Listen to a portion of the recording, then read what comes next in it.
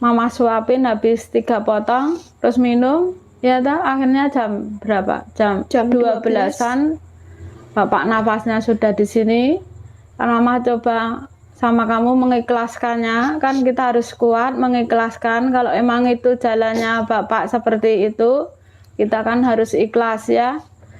Akhirnya kita mama tuntun dengan syahadat, dengan bacaan bismillah.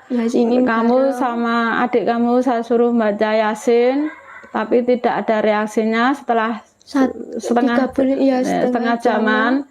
لا تنسوا الاشتراك في قناة مؤلف تي في ومشاهدة الحلقات وضغط زر اللايك والاشتراك في القناة وإرساله إلى الأصدقاء. شكرا. Jadi beliau mengatakan bahwasanya jangan lupa ikuti ya dan tonton video-video yang ada di channel Muallaf TV. Oh ya, dan jangan lupa klik tombol like, kemudian komen dan subscribe.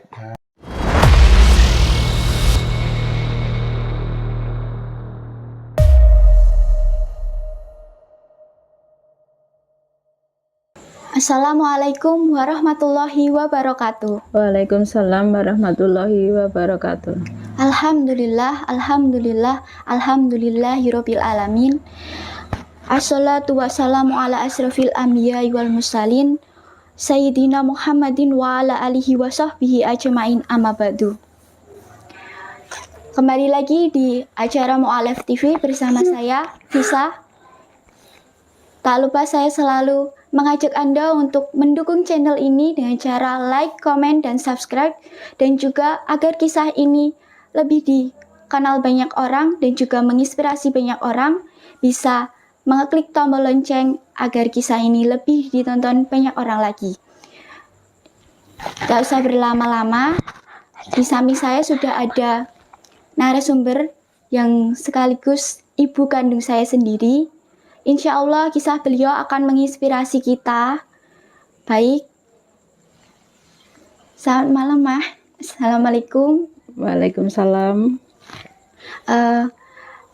Untuk teman-teman Mu'allaf TV mungkin belum mengenal Mama, jadi Mama bisa sebutkan nama, agama sebelumnya, dan juga tempat tinggal. Silakan, Mah. Assalamualaikum warahmatullahi wabarakatuh. Perkenalkan, nama saya Ibu Lestari, agama sebelumnya Katolik dan asal saya Klaten. Baik, Mama bisa ceritakan kisah Mama sebelum menjadi seorang mu'alaf sampai rintangan apa aja yang Mama hadapi selama menjadi seorang mu'alaf. Silakan, Mah. Sebelumnya saya menjadi seorang mu'alaf, saya bekerja di Jakarta menjadi seorang baby sister dan bekerja di salah satu rumah tangga yang orang Arab asli. Nah, dari situ banyak sekali teman-teman yang muslim dan majikan saya sendiri seorang muslim. Dan saya juga pengen dari kecil emang berniatan kok enak banget sih menjadi seorang muslim. Nah, karena saya di rumah itu kan orang tua itu selalu mengajarkan agama yang saya anut. Setelah saya dewasa, saya bekerja dan saya ingin mencari jati diri saya sendiri. Dan akhirnya saya untuk memberanikan diri belajar tentang agama Islam. Nah, dari situ saya sudah bekerja sendiri, bisa mencari penghasilan sendiri, bisa beli buku-buku pedoman untuk memperdalam agama Islam. Seperti itu. Kira-kira buku pertama apa yang Mama beli waktu mendapatkan penghasilan pertama? Tata cara sholat dan adabnya. Kenapa memilih buku itu daripada buku yang lain seperti tata cara masuk Islam atau pedoman syariat Islam? Kan pertama kali kan saya pengen bisa sholat yang benar, bagaimana, terus tata caranya apa ya, orang Islam tuh yang dikerjakan sholat 5 waktu itu apa aja sih, kan seperti itu. Ya, Ya, ibadahnya yang benar ya. iya. Terus selanjutnya setelah membeli buku-buku tentang agama Islam, apa yang Mama lakukan? Ya saya gali lagi, terus saya beli buku lagi panduan tentang Islam, ya cerita-cerita tentang Islam, terus adabnya, terus surat-surat bacaan surat-surat pendek, seperti itu. Waktu itu berarti keluarga juga belum pada tahu ya. Waktu itu posisinya berarti masih bekerja di Jakarta. Ya, Ya. Selanjutnya, nah setelah itu di pertengahan saya mencari jati diri saya, terus pengen jadi seorang mu'alaf. Ternyata saya pada waktu itu sakit, kerja sakit, terus cuti pengen pulang ke Klaten.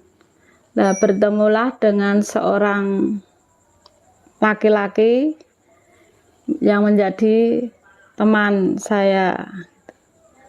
Akhirnya dia bertanya pada saya, "Anda seorang Muslim?" "Enggak, saya Nasrani." "Lah kenapa Anda bertanya tentang agama saya?" "Saya suka sama kamu," kan. Ya, terus dengan seiring jalannya waktu, saya dengan seorang laki-laki itu selalu sharing. Ternyata dia juga seorang mu'alaf, mengajarkan saya Islam tuh gini-gini. Saya juga masuk Islam juga dikucilkan sama keluarga saya dibuang, makanya saya pergi kemana-mana, ke pondok mana-mana, saya udah belajar tentang Islam gitu. Ya, saya juga keinginan seperti itu, kan, bilang gitu. Terus akhirnya saya diberi panduan sama dia gitu. Semua itu tergantung niat dan keyakinan kita. Kalau kamu yakin sama agama Islam, perdalamlah agama itu. Walaupun kamu dikucilkan keluarga kamu, insya Allah nanti keluarga itu akan sama kita, itu akan baik lagi. Iya. Pada saatnya gitu. Seperti Terus, itu. setelah bertemu sosok laki-laki itu yang menuntun Mama mengajarkan Mama untuk menggali lagi tentang apa sih Islam itu. Selanjutnya setelah itu Saya langsung perdalam, terus saya kembali lagi ke Jakarta, terus saya cerita sama temen, saya ketemu cowok gini. Ternyata nggak taunya di belakang itu majikan saya dengar, kan majikan saya nggak tahu kalau saya non Muslim. ya. Terus majikan saya berkata, "Kalau emang itu jodohmu, ya jalankan aja. Tapi kalau mau lebih pasti lagi, kamu sholat istikharah." Lah, saya kan nggak tahu sholat istikharah itu apa, kan di agama saya kan Tidak ada, ya. Tidak ada. Terus akhirnya saya cari lagi itu buku-buku tentang sholat hajat itu kan ada. Terus saya baca, terus saya coba, saya niatkan untuk sholat itu. Ternyata emang cowok itu menjadi pasangan hidup saya. Berarti pas waktu Mama sholat itu belum syahadat berarti? Belum. Oh ya. Ya, belum. Kenapa belum syahadat tapi udah sholat? Ya mungkin dibukakan jalannya dari situ. Terus saya kan setelah cowok itu jodoh saya, terus dia melamar saya beranikan diri. Terus cowok itu bilang, "Bukan gitu caranya, kamu harus, kalau mau masuk Islam harus bersyahadat dulu." Saya dibawa ke salah satu ustadz untuk disyahadatkan gitu. Akhirnya saya masuk Islam sebelum nikah sama calon suami saya. Berarti Iya. Bapak ya. Iya. Terus selanjutnya setelah menikah dengan Bapak, rintangan apa yang Mama hadapi? Banyak sekali, keluarga tidak merestui, saya pun harus menjauh dari semua keluarga, dari awal nikah sampai saya ya istilahnya punya anak pun juga orang tua belum merestuinya gitu. Jadi ya saya jalanin, ini kan sudah menjadi risiko saya karena sudah saya niatkan lillahi ta'ala, saya pengen memeluk agama Islam dan saya mendapatkan ibaratnya sesosok seorang imam yang bisa menuntun saya di jalan agama Islam tersebut. Walaupun awalnya sama-sama belajar ya, karena bapak sama mama kan sama-sama mu'alaf. Iya, Iya. betul. Terus setelah ada penolakan, terus sampai dijauhin sama keluarga dari kedua belah pihak ya, Iya. itu apa yang mamah lakukan sama bapak sampai tetap kekeh untuk mempertahankan agama Islam? Apa yang membuat mama sama bapak tetap kekeh gitu ke agama Islam, meninggalkan kehidupannya?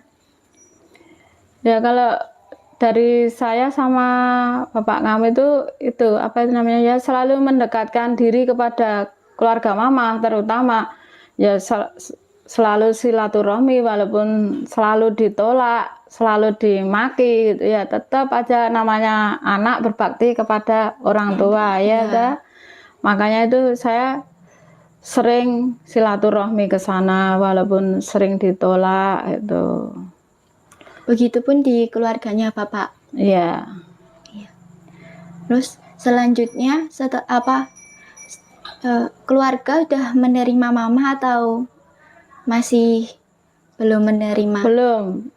Itu jangka waktu panjang sekali. Jadi saya nikah sampai saya punya anak hamil 7 bulan. Saya pergi ke rumah orang tua saya. Tujuannya untuk mengabarkan bahwa saya sudah mau mempunyai seorang anak. Mungkin orang tua kan membukakan hatinya, gimana toh anaknya pengen punya cucu kan mungkin senang gitu. Tapi ternyata sama aja, malah pada saat kandungan saya umur 7 bulan, orang tua saya maki-maki suami saya. Nah, terus saya sama suami diajak pergi sampai di namanya orang Jawa itu ditututin sama orang kampung sama kakak-kakak ponakan saya. Yang di Eman itu sayanya gitu kan, lagi hamil besar, udah tengah malam kok mau diajak kemana gitu toh. Terus akhirnya saya dibawa pulang orang kampung itu, terus suami saya kan pergi. Tapi suami saya berjanji sama saya, kamu tetap tanggung jawab saya. Udah kamu sekarang balik ke tempat kakak ponakan kamu, aku tak pergi dulu ke Jogja. Besok siang kamu saya jemput lagi gitu. Akhirnya siangnya bapak kamu jemput lagi. Bapak kamu bilang, kamu pilih aku apa pilih orang tua kamu? Yang saya pikirkan pada saat itu, saya kan lagi hamil. Kalau anak lahir enggak ada bapak, nanti apa kata orang? Ya saya lebih memilih bersama suami saya sampai saya melahirkan itu di kos-kosan. Itu pun enggak punya biaya. Uang cuma 11.000 pada waktu itu. Terus saya dibawa sama tetangga kos-kosan itu ke rumah sakit Bistesda, waktu itu mau melahirkan di Jogja, daerah Jogja sana. Terus setelah melahirkan, paginya bapak kamu itu pergi karena dia bekerja, pengen cari pinjaman untuk menebus anaknya, kan seperti itu. Setelah itu sudah dapat uang, saya ditebus sama anak, sudah boleh pulang. Habis boleh pulang, bapakmu pergi lagi ke Klaten mengabarkan ke nenekmu. Tapi nenekmu tetap menolak, tidak mau ikut bersama bapakmu. Gitu. Ya sudah, saya di kos-kosan itu ya mandiri, hidup sendiri, ngerawat anak ya sendiri, apa-apa sendiri. Kadang bapakmu dapat uang, kadang enggak. Kadang sampai ya seadanya, apapun yang bisa dijual ya dijual demi untuk menyambung hidup, kan seperti itu. Ya pada waktu itu Bapak kerjanya apa? Kerjanya memperbaiki komputer. Jadi kan kadang ada, kadang enggak Kadang ada tidak ada, gitu ya, enggak menentu gitu. Seperti itu. Itu berlangsung kira-kira sampai putra lahir itu masih seperti itu atau sudah berbeda? Setelah mempunyai anak Yang yang kedua itu kehidupannya ya sama, pasang surut seperti itu. Mau melahirkan juga nggak pas, nggak ada uang. Akhirnya bawa ke rumah sakit, terus bapakmu minta tolong ke temennya, bantuan ke temennya, akhirnya dibantu ya. Terus bapakmu mencari kerjaan lagi yang sambilan, ibaratnya kan seperti itu. Setelah dapat uang ya kehidupannya ya seperti itu, kadang ada, kadang enggak ada, kadang bisa makan, kadang enggak bisa makan. Apa yang bisa dijual ya dijual, seperti itu. Yang penting kan kita enggak minta-minta ke orang gitu, seperti itu. Demikian juga dengan orang tua nenek kamu. Setelah putra lahir itu pun bapakmu ke rumah nenekmu pun juga tanggapannya sama. Dia belum mau mengakuinya gitu. Bahkan yang mengasih nama kamu itu Kiai Besar Solo, yaitu pendiri Mu'alaf Jogja maksudnya. Ya. Itu. Terus padahal kan kehidupan Bapak waktu itu ya dari orang yang punya, Mama juga, terus jadi hidup seadanya lah istilahnya demi untuk mempertahankan akidah agama. Selain itu, rintangan apa yang Bapak sama Mama hadapi buat tetap mempertahankan akidah agama? Prinsipnya bapak kamu kan seperti ini, daripada hidup kaya raya tapi batin tersiksa, mending hidup miskin tapi hati tenang. Walaupun kadang nggak bisa makan, harus jual apapun yang bisa dijual, kan seperti itu. Iya. Yang penting kan dia tidak menukarkan dengan agama yang dia pegang dengan agama yang dahulu. Andai kata dia bapakmu sama mama itu ibaratnya akidahnya tidak kuat, kan pasti pengennya balik seperti itu kan, ke rumah omahmu kan juga orang punya kan seperti itu. Tapi kan pada dasarnya bapakmu sudah tidak mau gitu loh. Pokoknya memegang teguh prinsip yang dia pegang dan agama yang dia anut tuh tidak bakalan dia tukarkan dengan kekayaan kan seperti itu. Masya Allah sekali ya. Terus kira-kira apa yang membuat almarhum Bapak bisa masuk Islam? Mama kira-kira tahu nggak? Dulu dia bercerita katanya menjadi moderator, waktu itu kan ada 6 agama di Indonesia. Ya. Nah, dia jadi moderator untuk agama di kampusnya, jadi moderator agama Katolik. Dia berdebat lah, terus dia dengan temannya yang Muslim itu. Iya. Kayaknya kok dia tertarik kok Islam tuh begini ya. Dia sama halnya seperti saya, ingin mencari tahu. Dengan beli buku panduan, membaca, akhirnya dia belajar walaupun harus ngumpet-ngumpet sama orang tuanya, belajar sholat, belajar baca buku itu harus di kamar, dimatikan lampu, hanya pakai lilin seperti itu.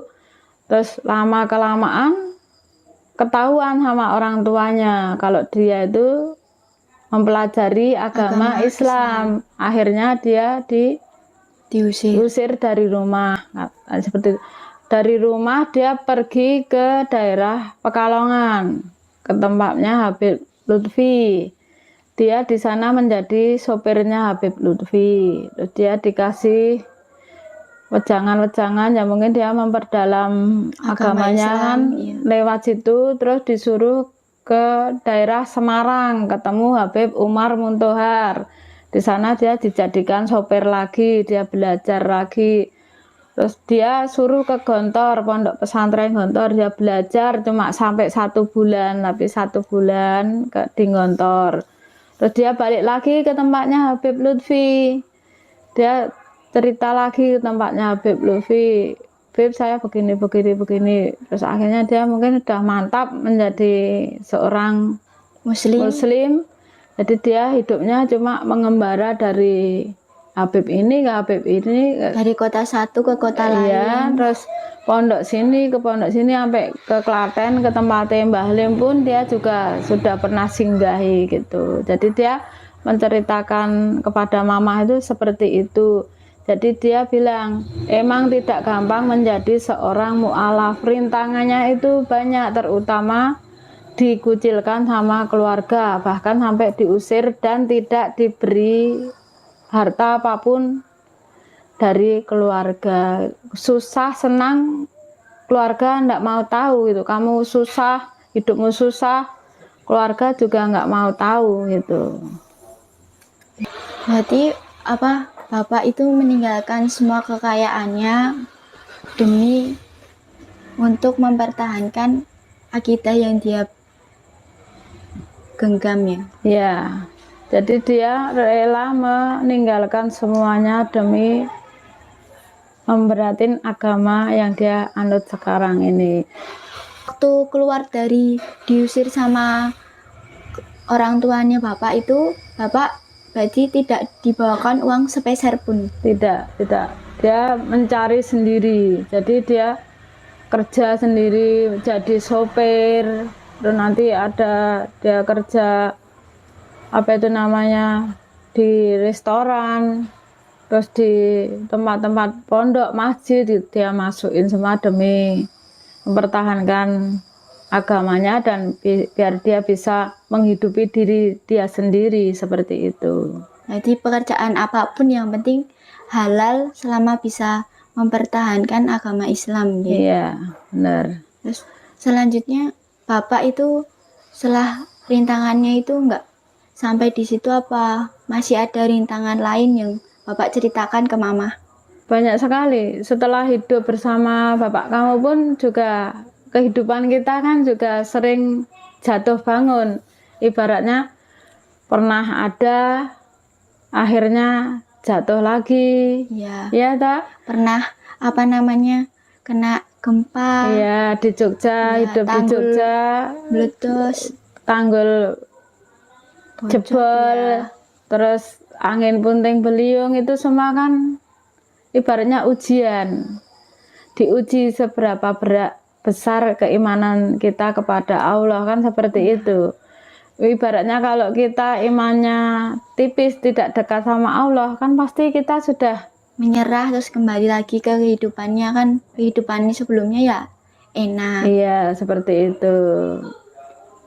Apalagi waktu yang apa namanya waktu tanggul meletus itu. Situ Gintung itu Iya. ya, itu jebol itu, kita kan dari Jakarta harus pindah ke kota lain hanya berbekal baju yang dipakai dan uang donasi dari Bencana itu. Iya, 1 juta kan buat ongkos ke mana itu, ke Semarang ya, ke Semarang. Kita singgah ke Semarang, di sana sebelum dapat tempat tinggal kita kan masuk hotel dulu 2 hari. Terus bapak mencari kos-kosan, dapat, sisa uangnya itu buat ngekos. Terus sambil kita ya makan seadanya ya ta? Iya.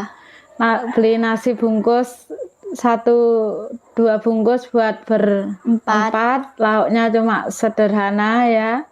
Terus akhirnya kan bapakmu kerja, dapat kerjaan, tapi kan juga penghasilannya belum menentu. Iya. Kadang kan ada, kadang enggak ada, tapi kan kita tetap bersyukur ya ta? Masih ibaratnya Allah itu masih sayang sama kita. Buktinya kan kita selalu diberi rezeki, ada aja rezeki yang kita dapatkan kan seperti itu, walaupun harus menjual. Waktu itu bapak sakit komplikasi itu sampai udah hidupnya ibaratnya udah mapan, ya ta? Iya. Punya segalanya habis dijual untuk berobat.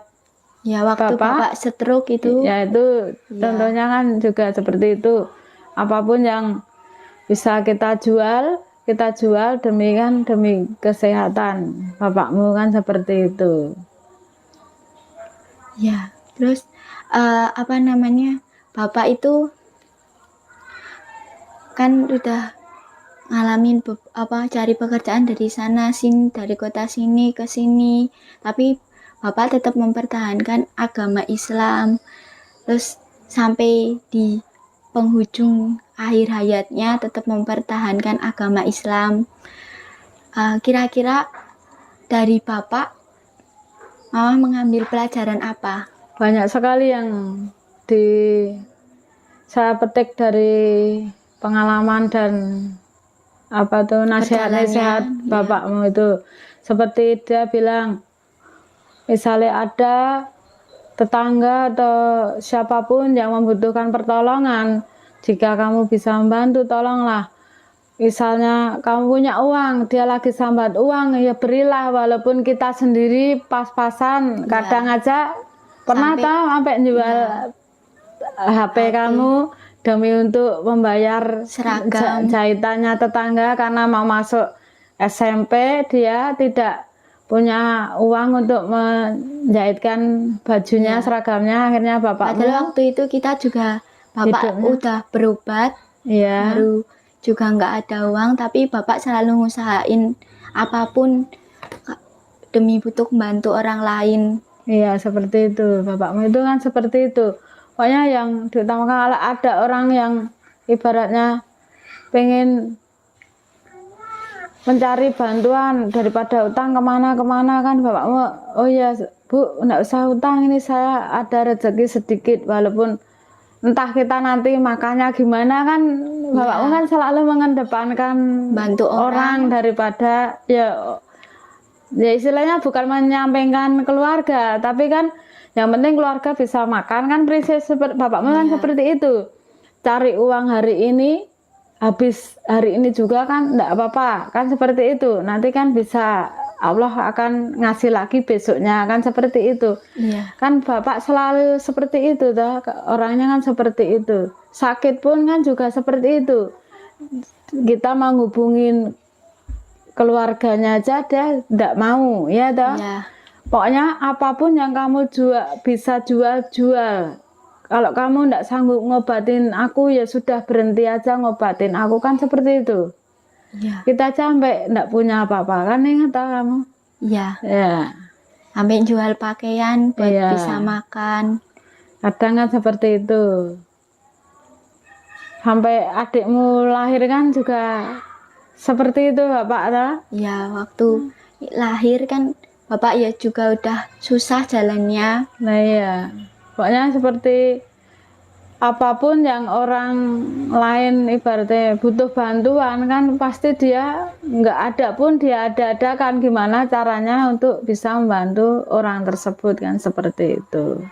Nah, itu yang banyak pelajaran yang mama ambil sampai sekarang. Mama aja sekarang juga kamu tahu sendiri kalau orang sambat, Put, aku enggak punya uang nih, aku pinjam dulu. Padahal kan uang akan untuk belanja lagi, ya toh? Iya. Kadang-kadang mama aja suka kurang juga suka minjem lagi ke teman, kan gitu.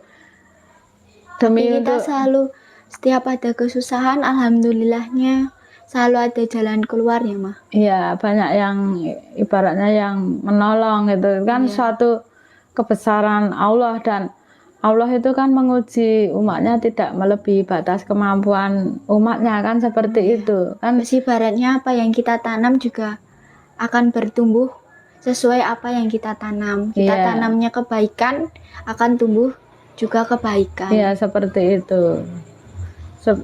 Lagian kan kita kan sebagai manusia juga wajib tolong menolong. Ya, contohnya kemarin bapak ndak ada itu, ya toh? Iya. Kan mama ya cuma bapak masuk rumah sakit, mama cuma WA teman-teman yang ada yang di nomor HP itu aja sebatas itu toh. Ya minta doa, biar itu.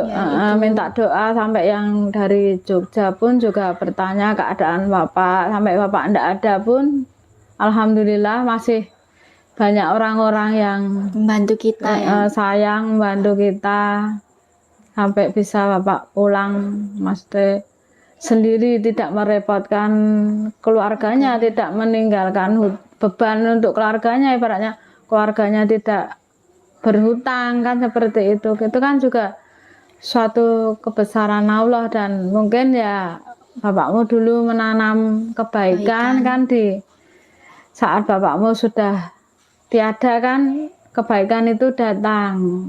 Iya. Seperti itu. Semoga Bapak ditempatkan di tempat orang-orang yang beriman. Amin.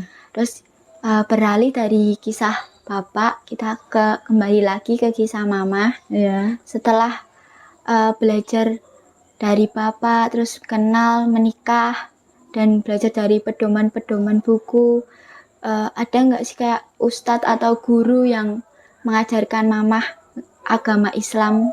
Kalau dulu awal-awal itu ada di Jogja itu kan ada perkumpulan mu'alaf juga itu di Jogja. Saya ikutin di situ itu. Sering ikut pengajian-pengajian ya seperti itu. Jadi enggak, kalau khusus ustadz saya belajar sama ustadz atau ustazah itu enggak ada. Iya. Jadi ikut kajian-kajian gitu Iya, ya. mengalir gitu aja. Terus selanjutnya setelah ikut itu atau apa kajian, belajar dari pedoman, ada rintangan lagi atau hal sulit yang Mama alami? Sebenarnya banyak ya, ada. Kan ibaratnya Allah itu kan nguji enggak cuma sekali kan, berkali-kali ya toh. Kita jatuh bangun kan sudah ini ya toh. Iya. Ibaratnya kita jualan, terus kita ibaratnya ditipu orang kan ada. Iya. Terus kemarin itu pernah jual apa itu, kita dibantu gerobaknya dipinjamkan orang lain, ternyata malah dijual sama yang minjam kan, seperti itu kan. Ibaratnya nama Mama kan sudah jelek, dikiranya Mama yang nipu, padahal kan orang lain yang menjualnya kan, seperti itu. Tapi itu Mama anggap sebagai pelajaran kan, tidak mudah untuk percaya sama ya, walaupun orang itu sudah kita kenal lama baik kan, kita nggak tahu dalamnya hati orang itu seperti apa kan, seperti itu. Dulu kan Bapak juga sama Mama pernah bantu orang, terus orangnya malah ngirimin kayak santet itu, waktu Mama kayak katanya dokter didiagnosa nggak kenapa-napa tapi kulitnya waktu itu ngelupas itu loh. Oh iya. Nah, apa itu namanya, kan dia berjualan kayak pecel lele itu. Akhirnya dia kan pengen dagangannya laris, diajak bapakmu ke tempatnya Habib, salah satu Habib di Jogja, mohon doanya biar dilancarkan rezekinya. Nah, sudah dibawa sana. Setelah itu lama-lama kelamaan mungkin yang istrinya itu suka sama bapak kamu. Nah, terus ternyata dikirimlah itu ya, walau-walam itu kan Bala ya. percaya atau tidak kan. Tapi kita sendiri, Mama sendiri kan yang mengalaminya. Buktinya diperiksakan dokter enggak ada penyakitnya apa-apa. Tapi badannya panas. Iya, terus dingin. Pengennya tidur dingin-dingin, setelah dikasih obat wiritan, doa-doa sama salah satu istri Habib di Semarang itu kan, akhirnya bisa hilang sendiri gitu. Seperti itu. Selain itu, terus respon nenek sama terhadap Bapak waktu Bapak meninggal, responnya gimana? Ya alhamdulillah kan nenekmu sudah nggak ada waktu. Ya. Nah, keluarga bapak kan juga tinggal kakaknya aja. Waktu dikabarin kan ya datang, tapi kan ya sekedar datang antar jenazahnya, dia di sini sampai 1 minggu ya sudah kan balik lagi ke Jakarta ya sudah lah. Kita ya seperti hidup biasa aja, nggak ibaratnya komunikasinya ya nggak terlalu lancar. Kalau keluarga mama kan memang adik mama kan udah Islam semua, Iya, kan seperti itu ya. Itu. Terus bisa apa lagi yang akan Mama ceritakan? Sebenarnya gimana ya, kalau mau cerita lebih dalam lagi takutnya nanti dikiranya orang itu ya kan gitu, seperti itu ya. Sekarang kan Mama lebih menata kehidupannya sekarang setelah ditinggal wafat bapakmu kan Mama harus berjuang untuk menghidupi kalian bertiga supaya kamu terutama kan harus sekolah bisa menjadi ibaratnya nanti membantu Mama menjadi tulang punggung keluarga Mama dan kamu untuk membesarkan kedua adikmu dan menyekolahkan kedua adikmu setinggi-tingginya daripada Mama dan kamu, kan seperti itu yang nanti bisa membanggakan keluarga. Apalagi almarhum bapak kamu kan juga senang, ibaratnya dulu kan kamu kan dituntut ingin dikuliahkan kedokteran, cuma kan kita sendiri tidak punya kemampuan biaya. Akhirnya di bidang kesehatan kan ya sudah sama-sama jalurnya kan di bidang kesehatan kan, mudah-mudahan nanti bapak kan juga senang kalau kamu sudah lulus menjadi seorang perawat seperti itu. Iya. Waktu itu juga aku sempat daftar di berbagai universitas, tapi dengan jurusan yang bukan kesehatan ada aja gagal atau nggak keterima, terus banyaklah rintangannya. Tapi alhamdulillah waktu mau sempat putus asa, terus Allah ngirimin kayak jawabannya, oh ini loh kamu tuh arahnya ke sini. Mungkin yang aku pinginin tuh seperti mungkin apa baik mungkin menurut aku, tapi menurut Allah itu bukan yang terbaik. Yang mungkin yang terbaik itu doa-doanya Bapak buat aku jadi ke kesehatan. Iya seperti itu. Contohnya kan terus akhirnya alhamdulillah diterima di salah satu universitas ya, menjadi insya Allah nanti kalau lulus jadi tenaga medis keperawatan ya kan, seperti itu. Itu kan salah satu cita-cita bapakmu, ingin anaknya menjadi ibaratnya anak kesehatan lah. Ya walaupun nggak bisa jadi dokter, karena dokter selain harus menguasai skill terus kemampuan yang tinggi juga menghabiskan biaya. Ya walaupun sekarang banyak beasiswa, cuma persaingannya kan juga ketat, tapi alhamdulillah dari banyak persaingan atau itu Allah ngasih jawaban, ini loh doa bapakmu itu ke sini, terus Allah kasih jalan lewat temen, ngasih brosur, ini loh sini, terus akhirnya keterima. Ya itulah salah satu ibaratnya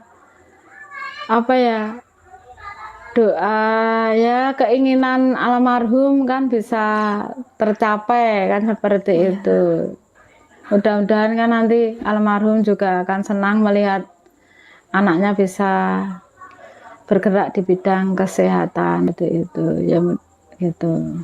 Ya walaupun nanti kalau sukses kan nggak bisa ngerawat bapak, padahal kan kalau itu mau ngerawat ya nggak bisa merawat bapak sendiri kan masih banyak, ibaratnya nanti orang di luar sana kan masih butuh pertolongan kamu kan, jadi manfaatkanlah keahlianmu untuk menolong orang seperti bapak kamu, walaupun dia hidup ibaratnya belum berkecukupan dan hidup dengan seadanya, tapi tetap aja menolong orang itu kan selalu diutamakan kan. Ya pesan bapak dan pesan mama kan cuma itu, jadilah anak yang ibaratnya berbakti sama orang tua, terus patuh pada agama dan jangan menjual akidah agama demi kekayaan. Terus ibaratnya utamakanlah membantu sesama kan, seperti itu. Walaupun kita hidup masih ibaratnya banyak kekurangan, Ya, kalau seadanya lah. kita bisa membantu sesama ibarat orang gitu, sama muslim kan, Ya, hati kita dibantu, kan ya. jadi tenang. Walaupun almarhum bapak juga bukan hanya seorang muslim tak yang ditolong, kadang ada seorang non sendiri yang pernah kekurangan dan dia Nggak mandang kamu agama apa, Iya. tapi kalau selagi bapak bisa bantu kan ya dibantu. ya seperti itu. Kadang nggak ada pun ya kita ada-adain lah pak, Iya, bapak dulu. Seperti itu. Bapak itu mau jaga agama yang dia pilih, yang dia udah korbanin. Iya. Ibaratnya bapak aja sama mama rela dibuang keluarganya, dikucilkan keluarganya, masa anaknya mau sila dengan harta, mau ibaratnya menukarkan agamanya ke agama yang lain demi kekayaan kan, ya ndak. Iya. Jangan sampai kan, ibaratnya gitu. Ya, banyak hal-hal yang bisa kita ambil dari almarhum bapak. Iya. Ya, Putri doain semoga bapak selalu ditempatkan di tempat orang-orang yang beriman. Amin.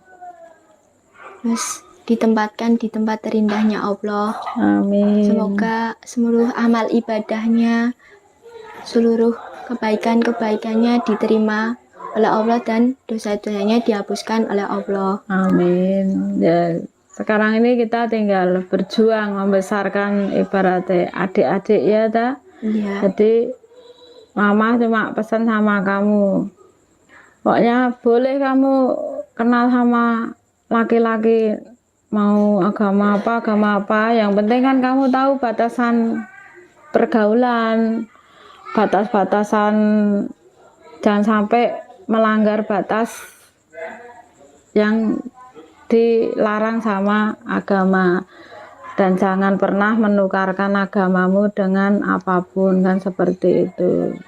Ya. Saya ada beberapa pertanyaan. Iya. Yang pertama, apa sih yang membuat mamah kuat untuk menghadapi semua ujian ini? Yang membuat saya kuat karena satu, saya kan punya 3 ibaratnya putra putri yang harus saya besarkan, dan karena saya dititipin oleh almarhum bapak kamu untuk membesarkan anak-anaknya dan menjadikan anak-anaknya itu orang-orang, ibaratnya orang yang bisa mengangkat derajat keluarganya, yang bisa menyayangi orang tuanya dan bisa membantu banyak orang kan, seperti itu. Terus yang apa lagi ya yang membuat mamah kuat? Ya itu, saya harus ibaratnya kan saya sudah menjadi perjuangan iya, bapak ya. Seperti itu. Terus masih ada kita bertiga. Iya.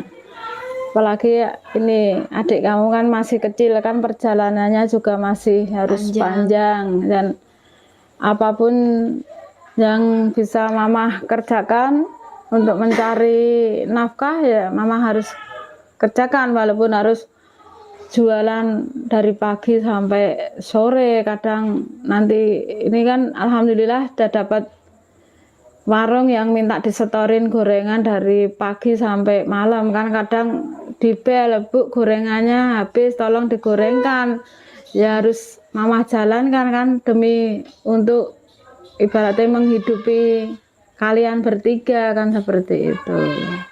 Baik, selanjutnya setelah Bapak meninggal, apa sih keadaan yang sampai saat ini Mama tidak bisa lupakan? Yang saya tidak bisa lupakan itu karena saya pernah mau meninggalkan bapak kamu ya, dah. Iya. Karena kamu tahu sendiri bapak itu kan kalau marah bukannya hanya mulut tapi kan tangan juga main.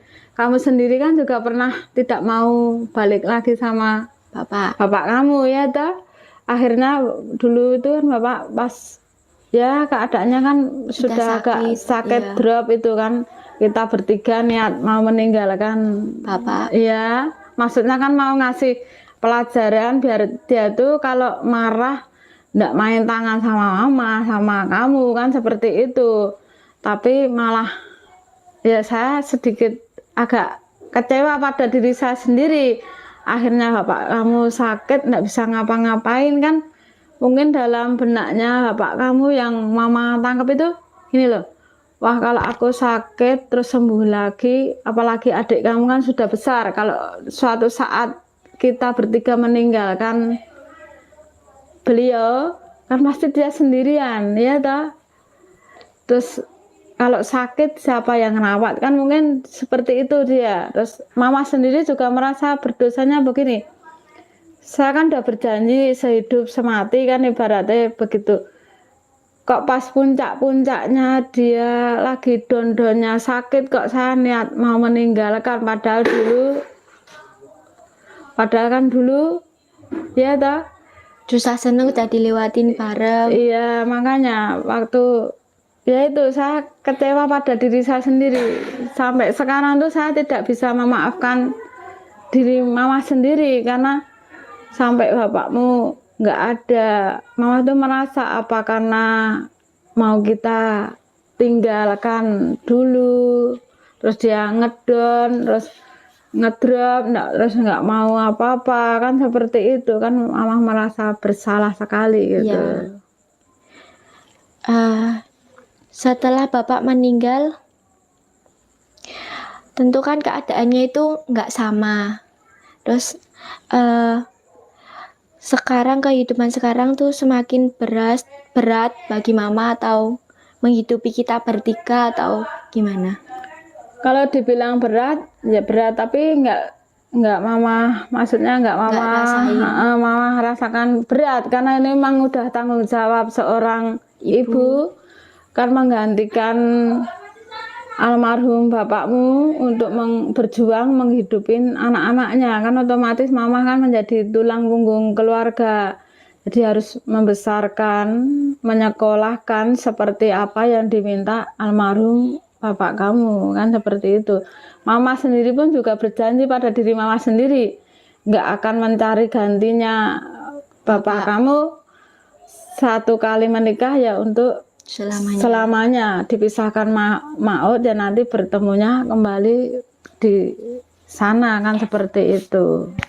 Karena bapak kamu Bapak itu kan waktu itu udah susah ya ngomongnya, terus yang nunggu kan kebetulan juga aku, jadi waktu itu beliau juga udah keadaannya udah susah buat ngomong. Iya. Jadi kalau pesan terakhir nggak ada, tapi kayak saya tuh merasanya begini, seminggu sebelum menjelang bapakmu nggak ada, sebelum masuk rumah sakit itu kan biasanya kalau dipeluk itu kan refleks dia nggak mau gitu. Kok dia tidur itu selalu deketin, terus tangannya selalu begini kan, mama sendiri juga nggak ngira itu mau pertanda perpisahan apa kan, kita juga nggak tahu kan, seperti itu. Ya mama anggap kok bapakmu sudah berbeda, dipegang dia kok diem aja, terus kalau tidur kok selalu deket-deket terus megangin mama gitu kan. Mama sendiri kan juga Nggak tahu mau firasat dia mau meninggalkan kita itu kan tidak tahu. Adikmu pun juga waktu saat itu kan juga nggak ada di rumah toh. Iya. Waktu bapak mau dibawa ke rumah sakit itu malah dia sendiri hari Kamis malam Jumat itu kan dia dari asrama itu di GYD itu Terus pulang. pengen pulang mah, paginya kan telepon mah aku pengen pulang, pengen di rumah ya toh. Terus tapi aku main ke tempat teman dulu kan seperti itu. Akhirnya dia main ke tempat teman, terus kamu sendiri bilang kamu ada uang enggak, kalau ada uang beliin oleh-oleh buat bapak kan seperti itu. Akhirnya dia beli kesukaan bapak bukan martabak sama kue Bandung itu. Mama suapin habis 3 potong terus minum ya toh. Akhirnya jam berapa, jam 12-an bapak nafasnya sudah di sini kan. Mama coba sama kamu mengikhlaskannya, kan kita harus kuat mengikhlaskan. Kalau emang itu jalannya bapak seperti itu, kita kan harus ikhlas ya. Akhirnya kita mama tuntun dengan syahadat, dengan bacaan bismillah. Yasinin Kamu sama adik kamu saya suruh baca Yasin, tapi tidak ada reaksinya setelah setengah jaman. Pada saat itu mama kan enggak punya, maksudnya uang juga enggak pegang, ya toh, cuma punya 100.000 hasil nagihin kerupuk. Mau enggak mau kan kita harus membawa bapak ke rumah sakit, ya toh, walaupun nantinya biayanya gimana kan kita pikirkan belakangan. Yang penting kan nyawa itu kan sangat berharga bagi kita kan. Akhirnya dibawalah ke rumah sakit Jumat malam Jumat ya toh. Terus yang suruh nungguin kan cuma bolehnya 1 orang. Kalau mama sendiri suruh nungguin bapak kan enggak mungkin. Akhirnya kamu yang nungguin sampai mama suruh gantiin kamu, baru setengah jam aja mama sudah enggak kuat lihat bapak, maksudnya udah terbaring dipasang banyak selang ya toh. Mama sendiri enggak kuat, terus kamu tak suruh kembali lagi ke rumah sakit. Sampai nggak adanya pun kamu yang nungguin. Sampai mama malam Senin hujan itu bolak-balik ke rumah sakit itu ada 6 kali tanda tangan masuk ke ruang ICU, masang ini padahal kita di dalam mama itu cuma pikirannya satu, biaya sudah ndak ada, ini harus menyelamatkan nyawa bapak kamu kan seperti itu. Mau ndak mau kan mama harus tanda tangan. Sampai mama padahal hari pertama itu udah habis 5 juta ya kita. Ya itu kan dokter udah bilang ini boleh dibawa pulang, tapi Seninnya boleh bawa pulang. Sabtu bilang boleh dibawa pulang, tapi lebih bagus hari Senin kan dibilang gitu dokternya. Akhirnya ya pulang, bapak pulang, tapi kan ndak pulang bukan berarti bapak pulang dengan kesembuhan, tapi pulang kepada Allah kan seperti itu. Mama di rumah kamu kabarin aja udah rasanya gimana. Sampai sana kamu sendiri yang nguatin mama. Mama bilang untuk aku sama adik kuat, mama sendiri kenapa harus nangisin bapak seperti itu. Ibaratnya bapak sudah mau melangkah masuk kok mama tarik lagi. Udah diikhlaskan, namanya sudah 20 tahun menemaninya kan, ibaratnya suka dan duka, sakit, senang kan sudah bersama. Kehilangan orang yang kita sayangin itu rasanya kan gimana ya. Tapi sayangnya waktu bapak meninggal kita nggak ada yang di dekatnya, nggak ada yang bisa nuntun tahlil. Iya, karena kan lagi tindakan medis kan dilarang masuk ke ruang ICU kan seperti itu. Jadi kan waktu kamu ngabarin mama, mah bapak sudah henti jantung, itu di rumah itu mama rasanya mau ninggalin adik ya sama siapa kan bingung sendiri. Hujan deras sampai tetangga satu-satu tak suruh nganterin ke rumah sakit kan seperti itu. Udah sampai sana kamu sendiri juga ndak lihat bapak mengembuskan napas terakhir, mama sendiri juga ndak lihat. Lihatnya sudah terbujur kaku, masih terpasang selang ventilator kan seperti itu. Yang nguatkan mama kan kamu. Mama harus kuat, mama harus kuat. Ada aku, adik-adik yang masih perlu mama, ibaratnya apa ya, yang perlu mama sayangin kan seperti itu. Udah ibaratnya mama apa ndak kasihan melihat bapak terbaring dipasang banyak selang. Mama aja baru nungguin ibarat setengah jam aja sudah ndak kuat, apalagi kalau di ruang ICU dipasang ventilator yang lebih, selang yang lebih besar lagi kan lebih menyakitkan kan. Kamu sendiri bilang sama seperti itu kan, kamu sendiri harus kuat mah demi anak-anakmu kan seperti itu toh. Ya mama ibaratnya ya satu masih agak kesel dengan diri sendiri ya, terus mau nyalahkan diri sendiri iya kan, apa iya karena dulu mau tak kita tinggal itu terus begini itu mak. Kamu terus adikmu bilang ini kan sudah jalannya dari Allah kan seperti ini mak. Mungkin kan bukan hanya jalanan kita tinggal, emang sudah takdirnya bapak diberi sakit terus diberi kesembuhan dengan cara diambil kan seperti itu. Itu yang kenangannya enggak bisa dilupakan sama mama itu. Ya. Kekunci. Kayaknya ada semua. Iya. Coba ada udah semua.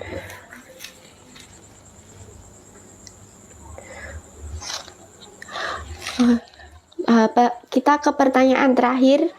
Apakah hubungan mama dengan keluarga sekarang sudah membaik atau belum? Kalau sama keluarga mama sendiri, alhamdulillah sudah baik, semua baik karena semua kan sekarang sudah memeluk agama Islam. Dan kalau untuk sama keluarga bapak kamu ya baik, cuma kan jarang berkomunikasi gitu, seperti itu. Mungkin itu ada beberapa pertanyaan yang tadi sudah saya tanyakan, Mah. Iya.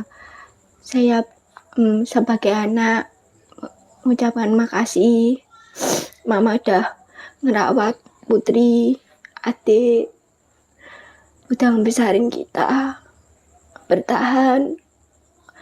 Pas bapak udah nggak ada, tapi mama masih bertahan.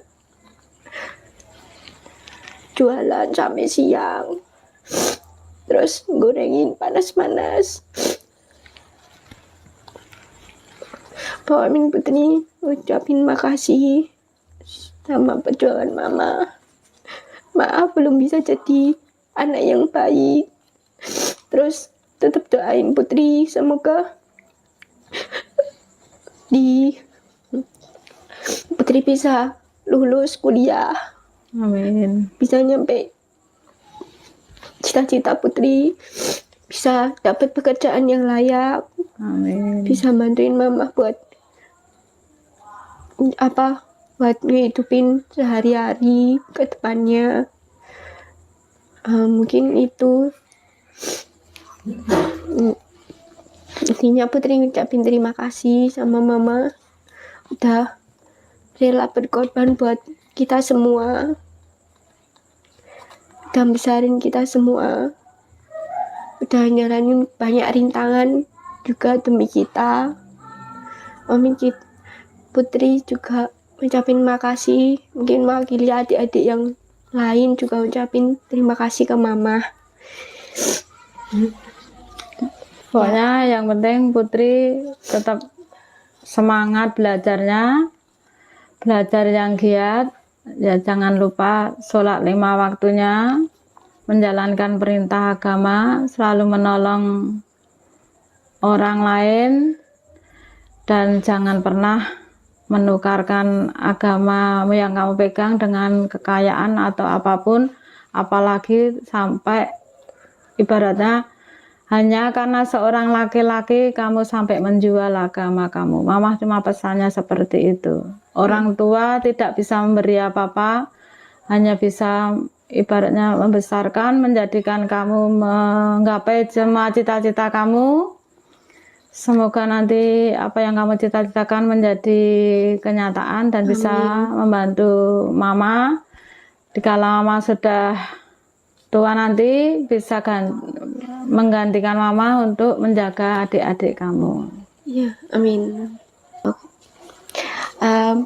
Mungkin ini kisah inspirasi pada hari ini.